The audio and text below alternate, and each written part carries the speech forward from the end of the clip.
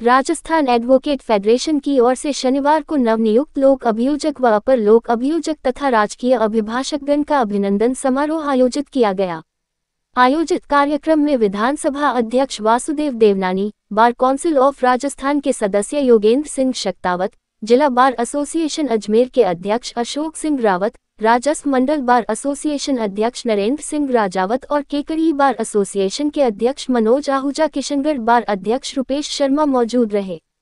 आयोजित कार्यक्रम में विधानसभा अध्यक्ष वासुदेव देवनानी ने नवनियुक्त लोक अभियोजक जेपी शर्मा सहित राकेश सिंघल, संजय तिवारी, पंकज जैन, लक्ष्मीकांत शर्मा, नरेश धुत, महेंद्र चौधरी व राजस्व मंडल के शांति प्रकाश ओझा, श्रीनिवास बेनीवाल, शिशिर विजय वर्गीय, नीतू सिंह शेखावत को आशीर्वाद देते हुए स्मृति चिन्ह भेंट किया। कार्यक्रम को संबोधित करते हुए राजस्थान एडवोकेट फेडरेशन के अध्यक्ष एडवोकेट सत्यकिशोर सकमोना ने संस्था के संस्थापन के उद्देश्य और उसकी सफलता से अवगत कराते हुए अनुभव साझा करते हुए उनके प्रति समाज में जो मान सम्मान उसकी जानकारी दी और इसे बरकरार रखने में हो रही परेशानियों पर चिंता व्यक्त की। उन्होंने कहा कि वकीलों की गिरती प्रतिष्ठा की वजह से ही उन्होंने एडवोकेट फेडरेशन संस्था का गठन किया, जिसका मुख्य उद्देश्य यही है कि समाज में अधिवक्ता के प्रति कम हो रहे विश्वास को पुनः कायम किया जा सके।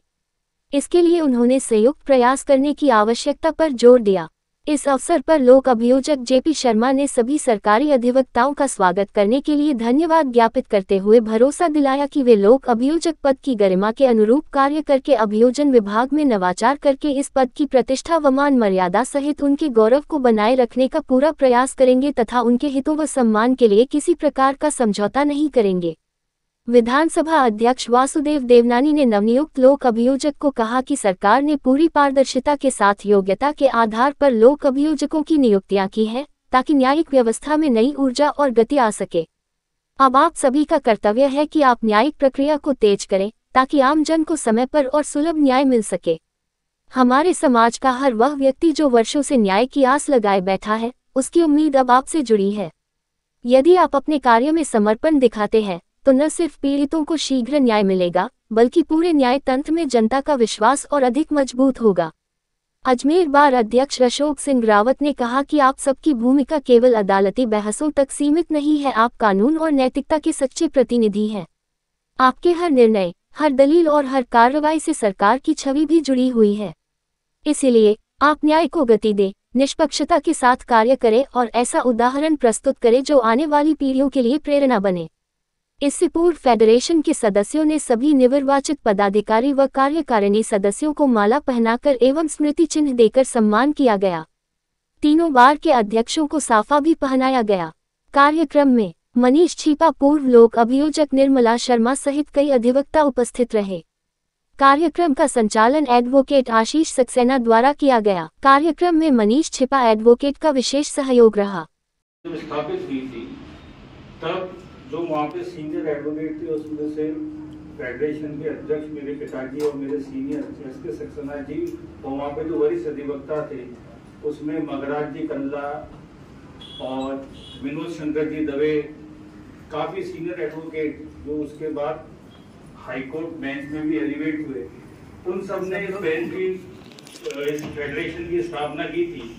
और स्थापना के बाद 2002 से अलग अलग समय पे हम सेमिनार करते रहे। पहला सेमिनार मेरे वकालत में आने के बाद 2002 में किया था, जिसमें पूर्व मुख्यमंत्री के साथ में सिटिंग सीजे और सिटिंग जज के साथ में 3 रिटायर्ड सीजे ने भाग लिया। ये है कि अपने जितने भी अभिभाषक हैं उनमें से जो यंग जन आते हैं उनका अपन इस तरीके से उनका मार्गदर्शन कर सकें, उनको ये अपॉर्चुनिटी मिले कि वो एक विस्तृत पटल पे अपने बात रख सकें। और कोई भी ऐसी चीज होती है, जैसे भी कुछ समय पहले नरेंद्र जी को बताया जनवरी 2025 में, और मनोज जी को है, मनोज जी है, तो अशोक जी, मनोज जी और नरेंद्र जी हम साथ एक ही बैच के हैं। ये सब जने जब अलग अलग बार के अध्यक्ष चुने गए थे तो इनका भी हमने स्वागत किया था। तो उसी कड़ी में आज का प्रयोजन ये है कि जितने भी अजमेर में जेपी शर्मा जी के लोग अभियोजक और इनके साथ में इनकी पूरी टीम है, और ऐसी बोर्ड ऑफ रेवेन्यू में government advocate, deputy government advocate और एडिशनल एडवोकेट बने हैं, उसके लिए उनको फेलिसिटेट करने के लिए ये प्रोग्राम रखा गया। और हमारी ये खुशकिस्मती है कि माननीय देवनाथ जी ने उसके लिए हमें एग्री किया और आज आप पधारे। चलोगे कार्यक्रम को आगे बढ़ा।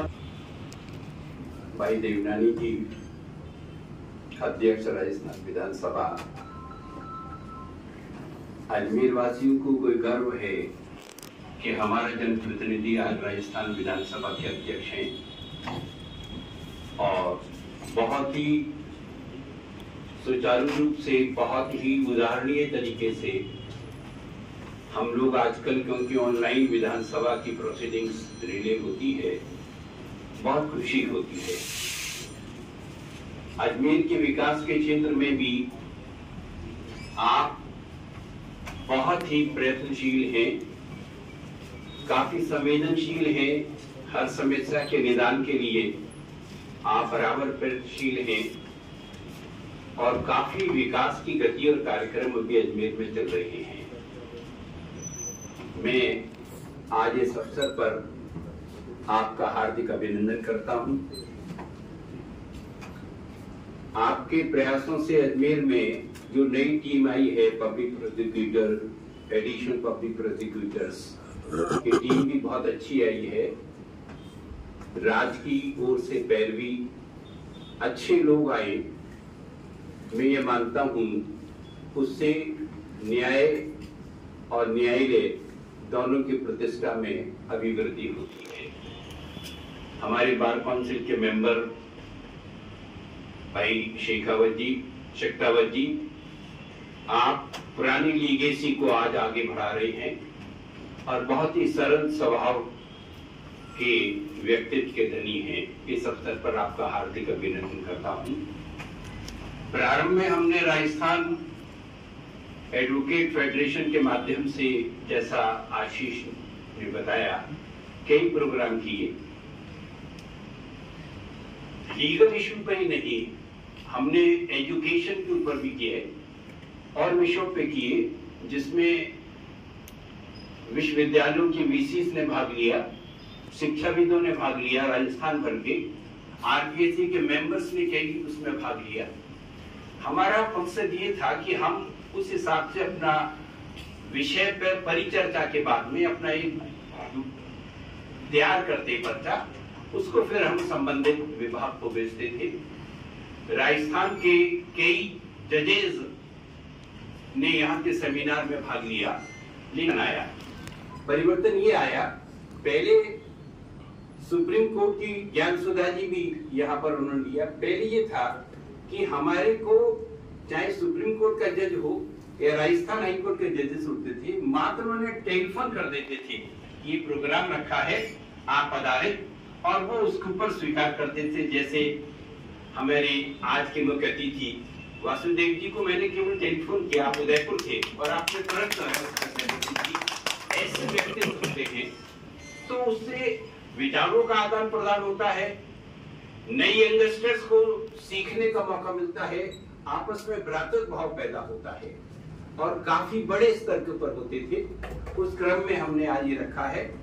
आज मैं इसी स्तर पर आप सब लोगों के आज के इस फंक्शन में भाग लेने के लिए आप सबका मैं हार्दिक अभिनंदन करता हूँ, स्वागत करता हूँ। धन्यवाद। जय हिंद।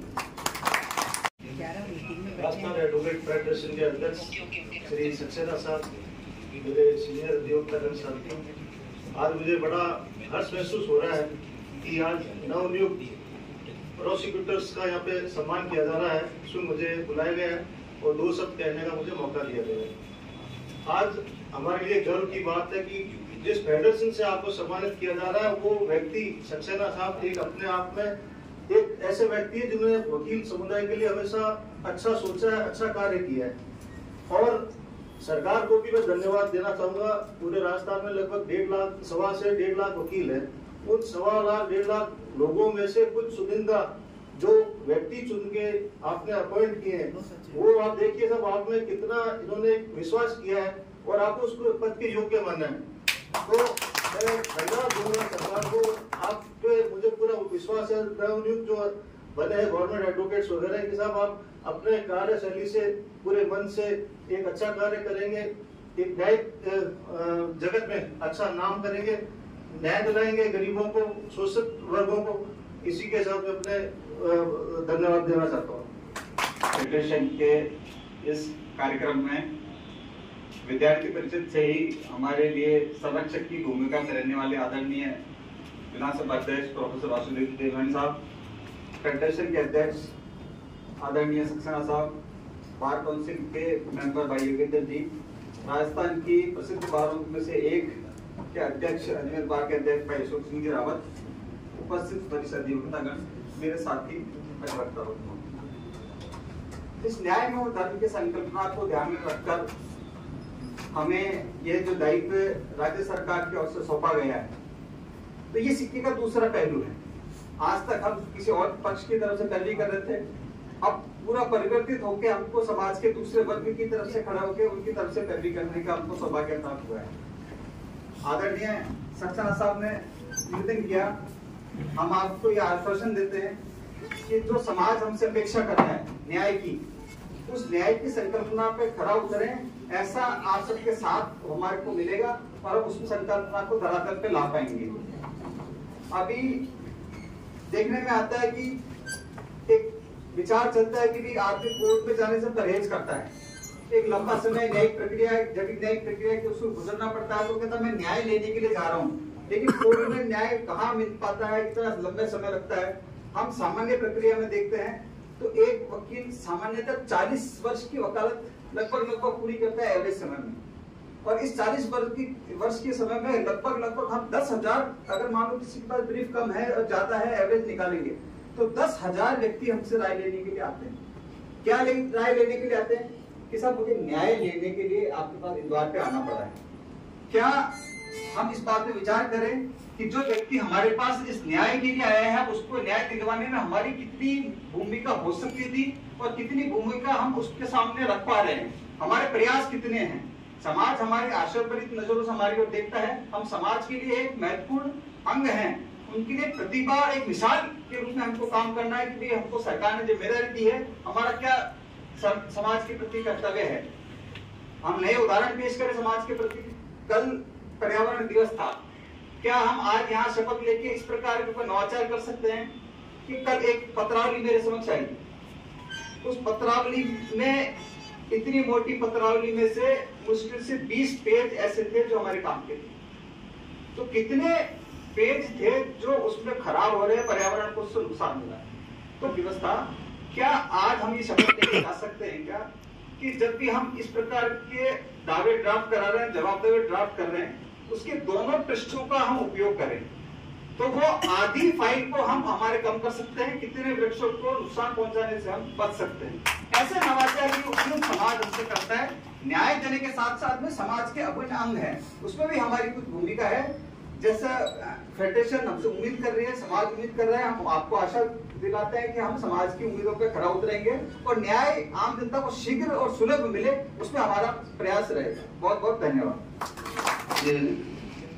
इस राजस्थान एडवोकेट फेडरेशन के तत्वाधान में हमारे अजमेर जिले के जो नवनियुक्त पीपी, एपीपी और हमारे राजस्व विभाग में जीए साहब, आप सबके सम्मान समारोह में हमारे मध्य राजस्थान के विकास पुरुष और राजस्थान में जो नवाचारों के लिए जाने जाते हैं, अजमेर में जो हमारा विकास की जो रफ्तार को मैं ये कहना चाहूंगा कि वाकई जिस स्पीड से हमारे राजस्थान में विशेषकर अजमेर में जो काम हो रहा है, इसके लिए मैं सम्माननीय विधानसभा अध्यक्ष जी को, हमारे देवनानी साहब को बहुत बहुत बधाई और शुभकामनाएं दूंगा और परमात्मा से यही कहूंगा कि आपका उत्तम स्वास्थ्य रखें और लगातार इस अजमेर के विकास को इसी प्रकार से आप आगे बढ़ाने का काम करते रहें।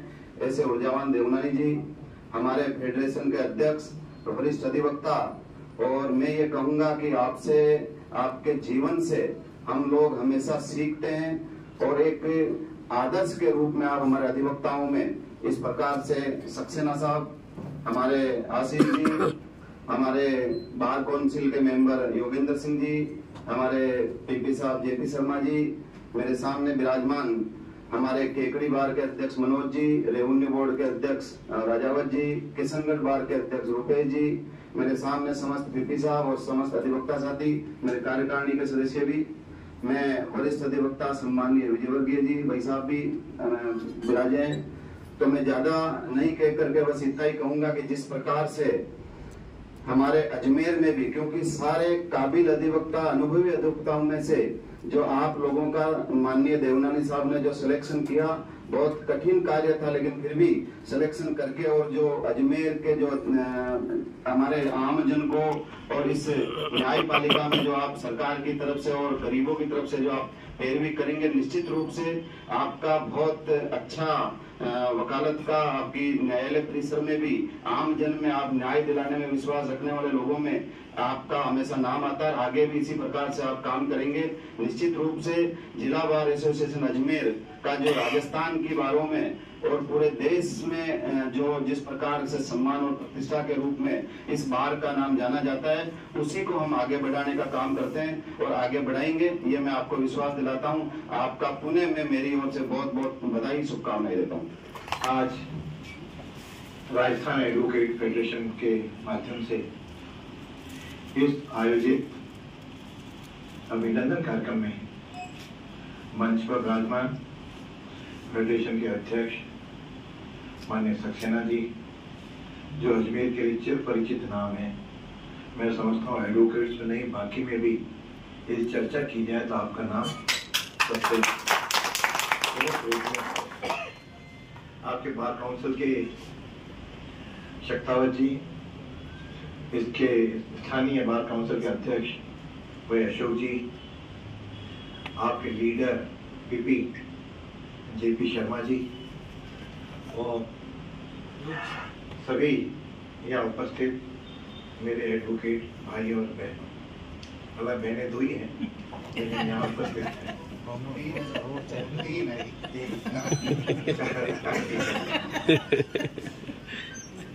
वास्तव में जब सक्सेना जी ने आग्रह किया, मुझे लगा कि अच्छा माध्यम है कि आप सबके साथ कुछ संवाद भी हो सके।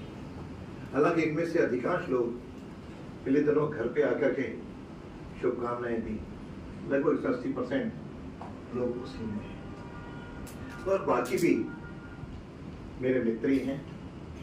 लेकिन कई बार आप में से एक आग्रह जरूर करूंगा, आप सरकारी वकील हैं, किसी व्यक्ति के वकील नहीं है, इसलिए आपके आने से, आपके कार्य प्रणाली से कोई नाराज होता हो उसकी चिंता नहीं करनी चाहिए। हम कई बार सोचते हैं वहां जाएंगे तो मेरे से अमुक नाराज हो जाएंगे। हम सब, हमारा पेशा वकील है, हम सरकार के हम पे विश्वास व्यक्त किया है। जब मेरे से संबंधित कानून मंत्री और बाकी लोगों ने चर्चा की तो मुझे लगता है कि अधिकांश जो बैठे हैं ये सिलेक्शन हम लोगों ने मिलकर के किया और आज आप अपने गुणों के आधार पर अपने अपनी जगह वकील बने हैं। तो योग्यता को पहचानें, किसी की मर्जी पे आप नहीं हैं। किसी को लगता है कि मैं अमुक की मर्जी से बना हूं तो गलतफहमी नहीं होनी चाहिए। हम अपनी योग्यता के आधार पर बनाए, सिलेक्शन का कोई माध्यम जरूर बनता है लेकिन हम हमारी योग्यता से बने। अब आपको अपने काम से देना है। हमारे जिम्मे अलग अलग कोर्टों के कुछ काम होंगे, कुछ को ये बताएंगे, रेवेन्यू बोर्ड में रेवेन्यू बात की बात होगी और निगम में निगम की होगी, एडीए में एडीए की होगी। लेकिन हमने संकल्प लिया है, शपथ ली होगी कि निष्ठापूर्वक काम करेंगे। निष्ठा किसके प्रति है? निष्ठा उस संविधान के प्रति, निष्ठा जिसने हमको नियुक्त किया है उसके प्रति, उसके केसेस को जिताना, ये हमारा काम है। क्योंकि आज कई बार देखता हूँ मैं, काफी इंटरेस्टिंग एक केस देखा मैंने, एक सज्जन के यहाँ गई था, मेरे पास किसी पर्टिकुलर केस में स्टे है। मैंने कहा भैया स्टे तो दिखाओ। 20 साल पुराना स्टे वो आज भी चल रहा है। यह जुडिशरी की विडंबना है कि न तो हमारे डिपार्टमेंट देखते हैं न हम लोग देखते हैं। इसलिए मेरा तो है आप अपने अपने विभागों में एक सूची ले लीजिए कि क्या क्या पेंडिंग है और किस किस पे स्टे है, किस किस पे क्या है। उसमें हम कैसे अपने क्लाइंट को या गवर्नमेंट को इससे रिलीफ दिला सकता है। यदि ये नहीं किया तो फिर हमारा बनाना या दूसरे का बनने कोई अंतर नहीं। हम अपनी विशिष्टता के द्वारा, अपनी योग्यता के द्वारा, अपने नॉलेज के द्वारा हम उस केस को गहराई से स्टडी करके हम रिलीफ दें, और वो रिलीफ देना हम सबका काम है। कभी कोर्टों में चर्चा होती है तो हजारों लाखों मुकदमे पेंडिंग है। उस पेंडिंग क्यों है? कभी सरकारी वकील उपस्थित नहीं होता, तो कभी सामने वाले का वकील उपस्थित नहीं होता, और तारीख पे तारीख आगे कभी जज नहीं होता है, कभी जज नहीं होता है, कभी जज नहीं होता। लेकिन ऐसे चांसेस कम है। जज वाले चांसेस रेवेन्यू में कोर्ट में, बाकी जगह ऐसी स्थिति नहीं है। सही है ना ओझा जी?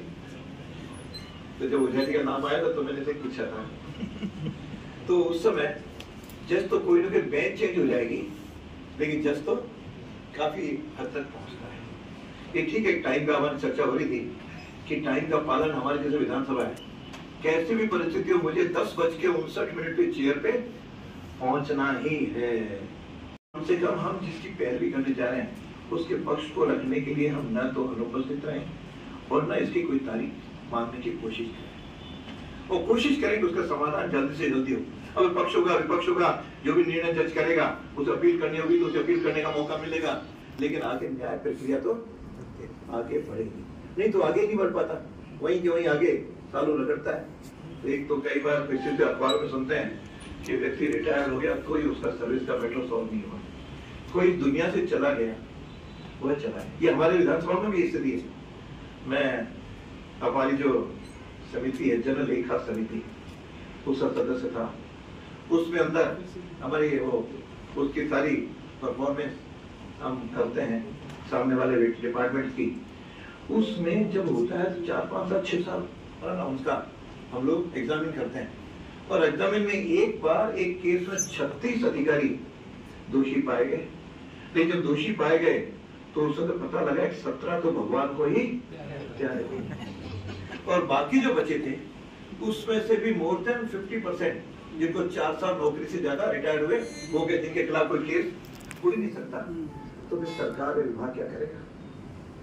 तो ऐसे परीक्षण वगैरह में हम लोगों के लिए भी आती है कठिनाई। तो ऐसी कठिनाई या ना हम गहराई से स्टडी करके, हम नॉलेज सबको है, केवल मेरे को एक ही बात लगती है कि हम उसमें रुचि लेकर के उसका कितना अध्ययन करते हैं। ये जितना जो अध्ययन करेगा उससे आपका नाम रोशन होगा। मौका मिला है इस अवसर पे अपने आप को जस्टिफाई करने का कि हमें जो अवसर मिला है, हमें जो दायित्व मिला है, उसकी कितनी हम मेहनत के साथ, कितने अपने परफॉर्मेंस हम दिखाते हैं। आगे की सीढ़ी उस परफॉर्मेंस से ही तय होती। और केवल परफॉर्मेंस आकलन करने वाले हम लोग नहीं है, जनता भी है, सरकार भी है, और साथ में उसके आगे आप जितना अच्छा करोगे तो आगे क्लाइंट आपके ही बढ़ते हैं। ये कहते हैं ये जो प्रसिद्ध वकील बने ये एक दिन की मेहनत से थोड़ी बने, इन्होंने भी पता नहीं वर्षों कितनी तपस्या की होगी। उस आधार पे आज नाम रोशन है। कहीं भी जाओ, कहाँ जाना है, हमारे पास भी कोई आते हैं साहब रवि में किसके पास जाए, हमको ढूंढना पड़ता है 3-4 में से जो अच्छे नाम आते हैं उनके पास जाओ। कोई आता है ये केस सिविल का है, किसको दें? अपनी परफॉर्मेंस देनी, अपना नाम रोशन करना, और जहां तक हो सके तो सरकार के वकील हैं तो सरकार का पक्ष रखेंगे, वह हम ईमानदारी के साथ रखें। कई बार इस प्रोफेशन में दबाव भी आते हैं, प्रलोभन भी आते हैं। ये दुनिया का नियम है, केवल इस प्रोफेशन नहीं, हर प्रोफेशन में। उसमें से ऊंचा उठ करके हम तथ्य आधारित निर्णय करवाएंगे तो अच्छा रहेगा। और ये अजमेर का नाम भी रोशन होगा कि अजमेर के वकीलों ने इतने केस निपटाए या इतना केस सुलझाए या इतनों के परिणाम आए। मैं जेपी से भी अपेक्षा करूंगा कि यहाँ पे टीम है, और टीम से सहयोग लेना।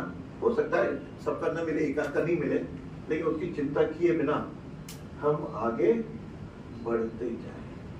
आज के जमाने में जैसा कह रहे थे बढ़ता वही है, आलोचना भी होगी, कोई नाराज भी होंगे, लेकिन बिना प्रतिक्रिया आप लक्ष्य को प्राप्त करने के लिए ईमानदारी के साथ आगे बढ़ेंगे तो दुनिया साथ चलती है।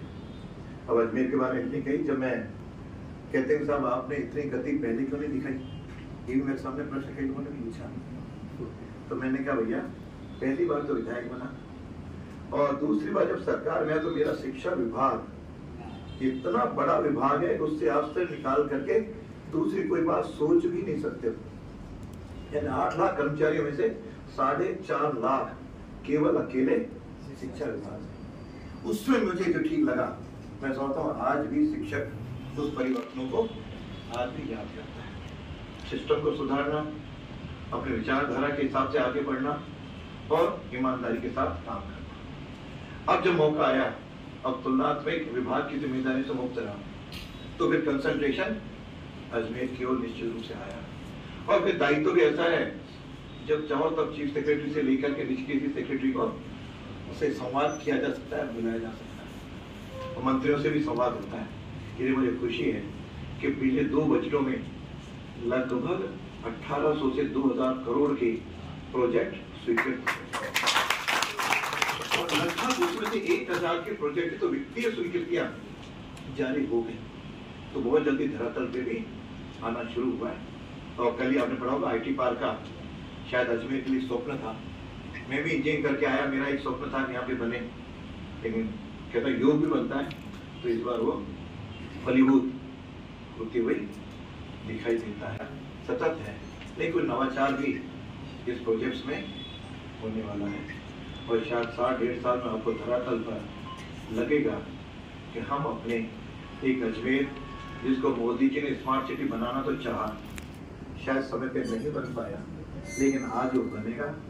यह जैसे भारत बदला हुआ है और भजन लाल जी राजस्थान को बदला हुआ चाहते हैं, तो आप सबके सहयोग से अजमेर भी एक बदला अजमेर सबको दिखाई दे। और छोटी छोटी बातें हैं जिसके लिए हम लोग आगे बढ़ चले हैं। वैसा लेपर्ड सफारी भी अपना स्वप्न नहीं था। मेरे अच्छी तरह ध्यान है, यहाँ कभी इंटर प्लाजा हमारा स्वप्न नहीं था। और आप लोगों के लिए एक बड़ी लाइब्रेरी, आप घरों में तो सर पुस्तकें रखते हो, लेकिन अजमेर में एक विशिष्ट ऐसी लाइब्रेरी जिसमें बच्चों से लेकर के प्रोफेशनल कॉलेजों तक और अलग प्रोफेशन के लिए एक आदर्श लाइब्रेरी बहुत जल्दी बनने जा रही है। आप वहाँ पे बैठ के स्टडी भी कर सकते हैं और पूरी डिजिटल होगी, उसकी भी आज बैठ के प्लान हमने पूरा बना लिया है। तो ऐसी कुछ चीजें जो आनी चाहिए। मेरे सामने चुनौती थी कि अजमेर में बिजली की समस्या भी है और बताया GSS बनाना है, तो ऐसे GSS के लिए कोई जगह शहर में है ही नहीं, वो बनाना शहर में था। तो फिर पता क्या, आज की जो टेक्नोलॉजी है उसमें गैस आधारित GSS बनने लगे हैं। तो उसमें 150 करोड़ से जैसे हाथी भाटा के अंदर ही उस बाकी जो स्पेस है उसके अंदर वह अगले महीने बनना शुरू होगा। 600 करोड़ पानी की स्वीकृति होगी, जो पानी से तरसते हैं। फिर भी आज इतना तो कह सकता हूँ कि गत गर्मी में जो अजमेर की स्थिति थी उसकी तुलना में हमको राहत मिली है। पूरी राहत तो नहीं मिली, लेकिन राहत मिली है और कोशिश है शायद अगली गर्मी तक हम काफी हद तक हमको राहत मिले। 600 करोड़ के प्रोजेक्ट स्वीकृत हो गए, वित्तीय स्वीकृति जारी हो गई, टेंडर्स हो गए। तो इस प्रकार बना। हॉस्पिटल के अंदर भी लगभग 150 करोड़ की स्वीकृति आ गई है। हम लोग सब मिलकर करेंगे, क्योंकि धरातल पर आने में समय तो लगता है, लेकिन शायद पहली बार है कि अजमेर को इतनी बड़ी। हम दूसरी समस्या ड्रेनेज सिस्टम से परेशान है। 400 करोड़ से लगभग ड्रेनेज सिस्टम स्वीकृत होने गया है। 3 चरणों में होगा। पहले चरण में 150 करोड़ से 40 वर्ष उसको हम स्वीकृत करते हैं। इसलिए कोई कमी नहीं चाहिए।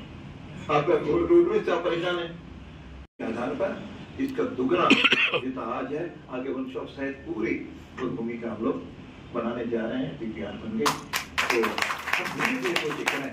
और भी मैं कोशिश करता हूँ अगली बार, वैसे इस बार दोनों बार जो इस बजट में मैंने कुछ प्रस्ताव आगे दिए और जो माननीय मुख्यमंत्री जी ने उसको स्वीकृति दी, उसमें बहुत बड़ा योगदान रखते हैं। मैं 3 टायर यहाँ पे मीटिंग्स की गई, कुछ पत्रकार जगत के भी की, कुछ अपने सरकारी कर्मचारियों से भी की, कुछ इंडस्ट्रीज की और उन्होंने जो सुझाव दिए उसके आधार में हम लोग आगे बढ़े। अगली बार सोचता हूँ आप भी तैयार रखिए। तो मेरे पास तो जो इतने थे 2 बजटों में मैंने काफी कुछ दे दिए, अभी 3 बजट बाकी है। ये लेकर कह रहा हूँ, ये तो अभी झांकी है, पिक्चर अभी जरा आप भी अपने नए प्रस्ताव, आपका भी कोर्ट का भवन नया बन गया है, उसके लिए भी वर्षों से आप लोगों ने सबने मेहनत की, जिसका परिणाम है जो बड़ा एक अच्छा खड़ा हुआ है भवन। और भवन में भी एग्जीक्यूटिव होना शुरू होगा। हालांकि आप पुराना भवन तो नहीं छोड़ेंगे, हालांकि उसके लिए मेरे पास अभी से ही एक पुराना भवन इनसे लेकर के यहाँ पे कुछ चलाओ। चैम्बरों की कमी था, वहाँ बुलाते शपथ ग्रहण तो बात करते हैं। यहाँ दो प्रकार के लोग हैं, अपेक्षा तो सब राजनीतिज्ञों से करते हैं और राजनीति से दूर भी रहना चाहते हैं। अब दोनों बातें तो कैसे होंगी भाई? वही अलग विषय, लेकिन ये हमेशा एक दूसरे के पूरक है। आप और हम कोई अलग नहीं है, हम भी उन्हीं में से हैं। आज थोड़े समय के लिए यहाँ है, कल हमें भी पता है अगले समय में हम कहीं और होंगे, आपके साथ होंगे, तो ये तो बात नहीं। लेकिन सभी जगह कहीं न कहीं जो रिजर्वेशन है कुछ लोगों के, उस रिजर्वेशन को अपने को साइड में रख करके एक टीम के रूप में काम करना होगा। और इसमें ऐसा जो आपने कहा सहयोग अच्छा है कि जो दायित्व तो मेरे पास है, उसमें आपके सारे जजेस और चीफ जस्टिस से भी मेरी मुलाकात होती रहती है, संवाद होता रहता है। कई विषयों पे हम लोग चर्चा भी करते हैं, इसीलिए वो विषय नहीं है कि कहीं क्या हुआ, उस विषय में नहीं जाना चाहता। लेकिन अपन तीनों यहाँ पे सब लोग हैं, अजमेर के लिए जो कुछ संभव है कंधे से कंधा मिला करके हम आगे बढ़े, अच्छे सुझाव भी दें। आज रेवेन्यू वाले नलिन जी वगैरह आए थे सवेरे घर पे, इनके भी कुछ सुझाव अपने रेवेन्यू क्षेत्र के हैं, तो उसको भी विषय कहीं ना कहीं आगे हमारी भी नई बिल्डिंग बनाने हम बढ़ाएंगे। मैंने आपको कहा, लेकिन मेरा एक आपसे सबके सामने मैं नहीं कहना चाहता, रिक्वेस्ट यही है आप नए भवन और ऐसी चीजों के लिए आके संघर्ष करो, हमारे पास आओ। लेकिन ये नहीं सोचिए नहीं, उस चक्र में हम नहीं बढ़ता। हमें तो आप नई आपकी बिल्डिंग बने, आपकी बने, अब निगम की बन गई, एडीए की बन गई, कोर्ट की बन गई, आपकी भी बने। उसमें अब अजमेर मैंने कहा बदलना जा रहा है, तो अगली बार में आप अपना प्रस्ताव दीजिए, हम कोशिश करेंगे कि उसको बजट में मैं अपने प्रयासों से माननीय मुख्यमंत्री से स्वीकृति ले सकूं। तो इस प्रकार का हम लोग करेंगे, क्योंकि आज भी अजमेर में काफी बात करते हैं, राजधानी बनने की योग्यता रखता है, लेकिन जो भी उस समय हुआ वो हो गया, उसको याद नहीं रखेंगे। हम तो आगे कैसे बढ़े, यदि उसमें कभी भी इतने वर्षों बाद केवल विश्वविद्यालय अजमेर में एक ही था। ये पहली बार है 37 वर्षों के बाद कि एक नया विश्वविद्यालय अजमेर के लिए स्वीकृत हो गया, हो गई, राज्यपाल ने अनुमति दे दी, ये सब काम हो रहे हैं। तो ये सब काम पूरे अजमेर के लिए, कई बार बोलते हैं मैं केवल उत्तर की चिंता करता हूँ, उत्तर की चिंता पूरे अजमेर की करता हूँ। आज जो यूनिवर्सिटी बन रही है वो पुष्कर में बन रही है, सबको ध्यान रखो। और इंजीनियरिंग कॉलेज जिसके लिए 100 करोड़ रुपए मैंने दिलाए हैं वह साउथ में। तो ऐसे सभी चीजें साउथ में पूरा अजमेर श्रेष्ठ बने, हम सब एक मुखी होकर काम करें। लेकिन वहां कई बार कठिनाई आती है जहां हम एक दूसरे की टांग खींचते हैं। यह कम से कम चाहे यहाँ की राजनीति में हो, चाहे समाज जीवन में हो, चाहे वकीलों में हो, कहीं भी हम कहीं कॉमन प्लेटफॉर्म पे एक मुखी होकर के मेरा अजमेर सुंदर बने, श्रेष्ठ बने, इसमें एक दूसरे के प्रयासों को हम कदम से कदम मिला करके सहयोग करें, तो मैं समझता हूँ कि अजमेर एक श्रेष्ठ अजमेर अपन अगले 3 सालों में मिलकर के बना सकेंगे। और हर व्यक्ति आता है, प्रश्न करता है, पहले वालों की मैं आलोचना नहीं करता, पहले वालों ने अपने हिसाब से काम किया, आगे आने वाले अपने विजन से काम करेंगे। एवरीबॉडी विधानसभा में भी कह रहे हैं अच्छा काम करेंगे, पहले वालों ने भी अपनी तौर से जितना अच्छा था वो किया। लेकिन जो मेरे परिवर्तन लाने का स्वभाव है, पहले शिक्षा में था तो वो किया, आज विधानसभा के अंदर भी आप आइए, देखिए, आपको बहुत परिवर्तन दिखेगा। पेपरलेस बनाइए, हर एमएलए की टेबल पर आईपैड है और उसका कलेवर पूरी तरह गुलाबी ऑब्लिक डैश डैश डैश रंग का है। तो उस हिसाब का इसको बनाए। जब आइए आप म्यूजियम देखिए, म्यूजियम में आपको मेरे से आने से पहले केवल 400 लोगों ने देखा था। मैंने इसको जन दर्शन के लिए खोल दिया और खोलने के बाद अब तक 16,000 लोग अलग अलग प्रोफेशन के आकर के देख चुके हैं और उसके अंदर भी परिवर्तन किया है। आप अकेले से आपको संविधान गैलरी जरूर आपके देखनी चाहिए और कॉन्स्टिट्यूशन गैलरी में केवल अध्याय नहीं लगाए, पुराना जो ओरिजिनल है उसके ऊपर जो चित्र हैं, जो भगवान राम से लेकर के सबके, वो चित्र भी अच्छी तरह 22 जगह 22 अध्याय पे दर्शाए गए। तो चेंजेस लाना और डायरी जो निकाली है, कुछ लोगों को पसंद आए कि नहीं आए, तो वर्ष प्रतिपदा से डायरी शुरू की। हमारा सोमत जो है उस रात से प्रारंभ किया, उसके अंदर 12 महापुरुषों के फोटो हैं और एक अभी प्रेरणा उद्यान वो बनाने के लिए जा जिसमें देश भर के अच्छे से 12-15 उनके स्टेचू जैसे पार्लियामेंट में है, उसके लिए हम बनाने जा रहे हैं। तो जहाँ रहो कुछ ना कुछ करो। इसलिए आपसे की अपेक्षा कि बताने के पीछे नहीं कि मैंने ये किया, मतलब कि आप लोग भी अपनी जगह जहाँ हो वहाँ कोई नवाचार भी कीजिए, छाप छोड़ के जाइए कि जो कुछ काम हुआ इन्होंने किया। जनता उसी को याद रखेगी। बाकी एक दिन एक्स तो सभी बनना है। आप एक्स गवर्नमेंट एडवोकेट बन जाएंगे, हम एक्स जो है एमएलए अध्यक्ष बन जाएंगे, सबका होगा। जीवन में कई बार स्थायी अमर कोई भी नहीं है, लेकिन हम जितना समय अपने को अवसर मिला है उतने समय में हम अपनी क्षमता के अनुसार, अपनी ऊर्जा के अनुसार पूरा काम करें। ये मेरे आप लोगों से सुझाव है। एक बार पुनः आप सबको शुभकामनाएं देता हुआ अपनी वाणी को विराम देता हूँ। नमस्कार, जय हिंद, जय भारत।